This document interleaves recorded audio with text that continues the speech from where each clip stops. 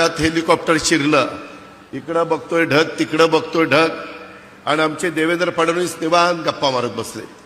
म्हणलं बघा जरा बाहेर काही दिसत नाही, कुठं झाड दिसेना, कुठं काही दिसेना, जमीन दिसेना, आपण ढगात चाललोय, कुठं चाललोय, काय चाललोय.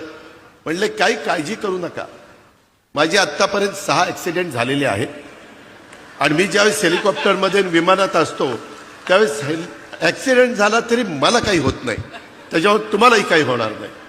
अरे बाबा म्हणलं आता हे काय सांगतोय, एक तर पोटात गोळा आलाय, आज आषाढी एकादशी, सारखं पांडुरंगा पांडुरंगा पांडुरंगा नाव घेत होतं मनात, आणि ह्या महाराजांचं आम्हाला उपदेश चाललेले होते, काही काळजी करू नका. आणि खरोखरीच येईपर्यंत इतके निवांत होते.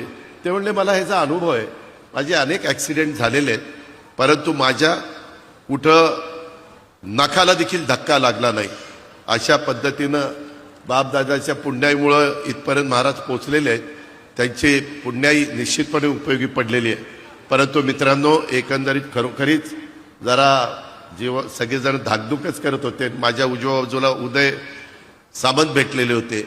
मला म्हणले दादा दादा जमीन दिसायला लागली खाली खाली. मग म्हणलं बरं बाबा, बरं झालं जमीन दिसायला लागली.